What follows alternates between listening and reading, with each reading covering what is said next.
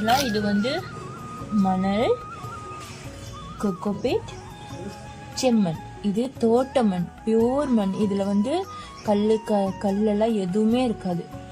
இது தனியாக இது ஸ்பெஷலாக விலை கொடுத்து வாங்கிட்டு வந்தேன் என்னோட பிளான்ட்டுக்காக. இது கொஞ்சம் எல்லாத்தையும் ஒன்றா போட்டு மிக்ஸ் பண்ணும்போது எங்கே எனக்கு கரெக்டாக கலவை மிக்ஸ் ஆகாதுங்கிறதுக்காக நான் அதை வந்து கொஞ்சம் கொஞ்சமாக ஒவ்வொரு வாளியாக அழகாக எடுத்து மிக்ஸ் பண்ணுறேன். எனக்கு வந்து பர்ஃபெக்டாக இருக்கணும். அந்த பிளான்ட்டுக்கு தேவையான எல்லாமே பர்ஃபெக்டாக கொடுக்கணும் அப்படின்னு ஒரு ஆசை. அதனால பொறுமையாக கொஞ்சம் கொஞ்சமாக கலக்கிட்டு இருக்கேன்.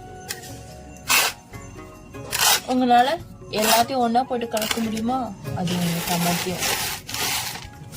நான் என்னோட பேபி பிளான்ட், என்னோட செடி எல்லாமே என் செல்லம், என் குழந்தை மாதிரி. அதுக்கு நான் ரொம்ப கேர் எடுத்துக்குவேன்.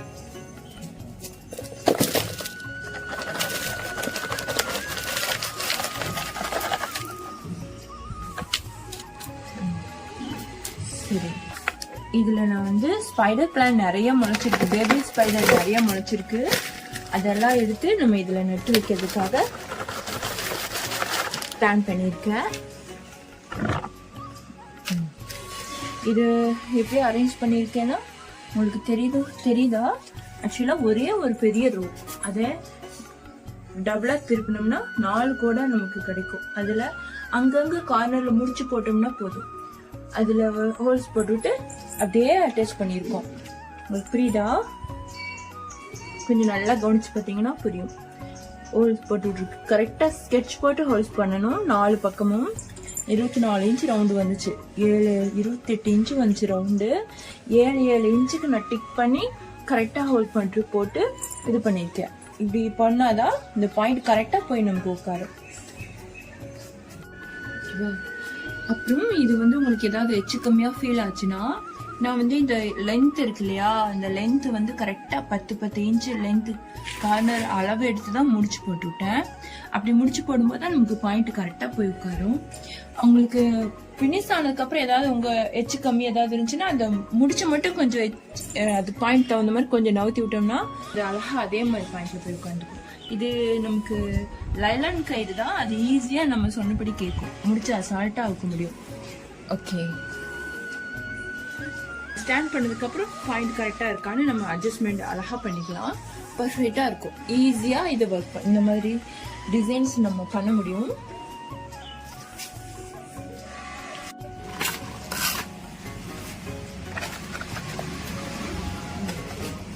இப்போ நம்ம எல்லாம் ஃபினிஷ் பண்ணிட்டோம்.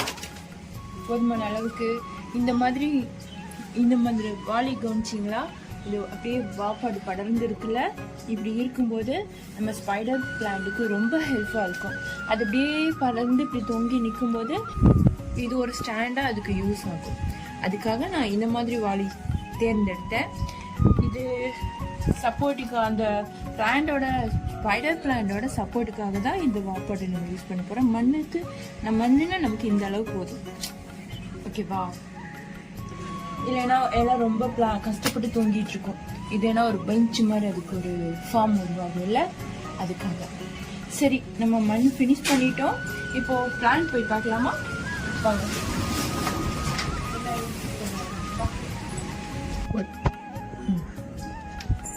இதுதான் அந்த plant, spider plant, baby plant. நிறைய முளைச்சிருக்குல்ல. இது 2 3 முளைக்கும். அதிசயமாக இவ்வளோ முளைச்சிருக்கு. ஸோ இதுக்காக தான் நான் ஸ்பெஷல் கேரிங் எடுத்து அவ்வளோ பெரிய ப்ராசஸ் ட்ரை பண்ணேன். இது எல்லாத்தையும் இது ஒவ்வொன்றும் ஒவ்வொரு பிளான்ட் தெரியுதுங்களா? குட்டி குட்டியாக இருக்குல்ல, இது ஒவ்வொன்றும் ஒவ்வொரு பிளான்ட். நம்ம இதில் கொஞ்சம் பெருசாக இருக்கிறது மாத்திரம் கட் பண்ணி நம்ம அந்த பிளான்ல அந்த இதில் கொண்டு போய் வச்சிடலாம் வழியில். பேபி பிளான்ல இத்தனைக்கும் இதுதான் மூத்த பிள்ளை. இதை ஃபர்ஸ்ட் கட் பண்ணி எடுத்துடலாம். இதுக்குள்ள இருக்கிறது பூரா வேறு. இந்த மாதிரி வேறு இன்க்ரீஸ் ஆனதும் நம்ம இதை கட் பண்ணுறதுக்கு தகுதி இருக்குன்னு அர்த்தம். இதுலேயும் நிறையா முளைச்சிருக்கு. இதுக்குள்ளேயும் குட்டி குட்டியாக நிறையா வந்திருக்கு. இது கிட்டத்தட்ட 2 3 செடி ஃபார்ம் ஆயிருக்கு இதுக்குள்ள. It's okay. ஆனால் நம்ம இதை ஒன்றா எடுக்கிறதா இதுக்கு இது சேஃப்.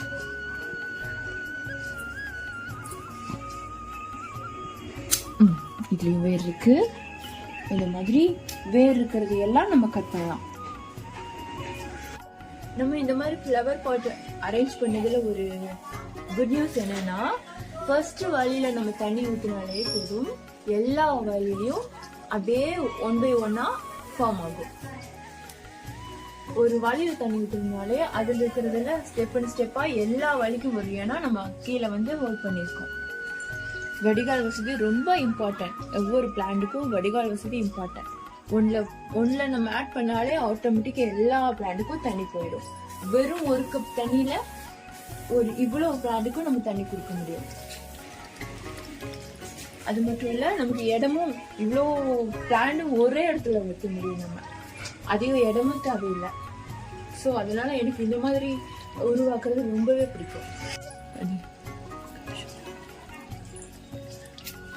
இப்போ நம்ம பிளான் வைக்க ரெடி பண்ணிட்டோம். கொஞ்சம் தண்ணி நினைச்சுக்கலாம், ஃப்ரெஷ்ஷா அழகா வைக்கலாம்.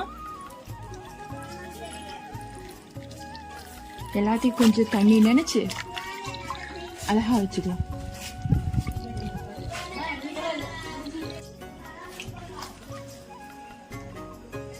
எல்லாத்தையும் தண்ணி நினைச்சிட்டோம். தண்ணி மண்ணு பத்தலைன்னா நம்ம போட்டுக்கலாம் கொஞ்சம்.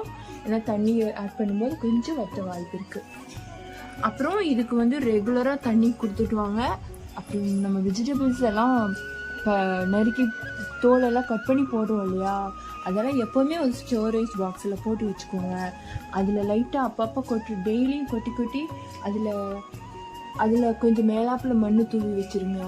அது அப்படியே ஒரு 2-3 மாதம் கழிஞ்சு அது அப்படியே நமக்கு கம்போஸ்டாக உருவாகும். அந்த கம்போஸ்ட் மண் இருக்குல்ல, அப்படியே நம்ம போட்ட வெஜிடபிள்ஸ் எல்லாம் காணாமல் மேஜிக்காக போயிடும். அப்படியே ஒரு மண் மட்டுமே அதில் தெரியும்.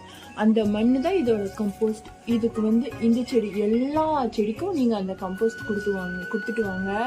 அருமையாக ஒரு செடி. நம்ம தனியாக ரசாயன பொருள் எதுவுமே செலுத்த வேணாம். நல்லா ஹைட்டாக இருக்குது, எனக்கே எட்ட மாட்டேங்குது. இட்ஸ் ஓகே, அட்ஜஸ்ட் பண்ணி வச்சுட்டேன்.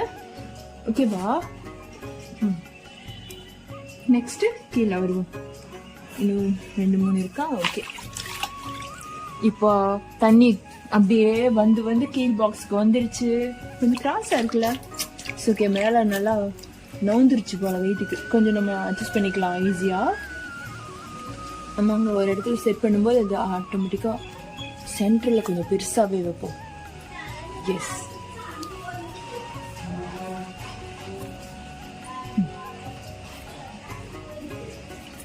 இதோட வளர்ச்சி அதீதமா இருக்கும் பார்க்க. ஜஸ்ட் ஒரு 6 மந்த் கழிச்சதுக்கு அப்புறம் இது பார்த்தா நிஜமாவே ஏங்கனே பற்றும். அந்த அளவுக்கு பிரம்மாண்டமா இது அழகா உருவாகும். இன்ஷா அல்லாஹ், வெயிட் அண்ட் see. ஓகே, நம்ம வேலை முடிச்சிட்டோம், ஃபினிஷ்ட் ஆயிடுச்சு. இனி இதை ஒரு இடத்துல லொக்கேட் பண்றோம்.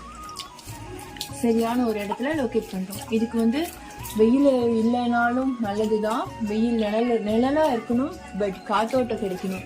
சன்லைட்டோட வெளிச்சம் இருக்கணும். சன்லைட் டைரக்ட் சன்லைட் வேணாம், சைட்ல வெளிச்சம் காட்டினா, சைட்ல வெளிச்சம் இருந்தா போதும். இந்த சன்லைட்டோட வெளிச்சத்துல காத்தோட்டமா இருக்கிற இடத்துல வச்சுக்கோங்க. இதுக்கு வேற எதுவுமே வேண்டியதில்லை, பக்காவா வரும்.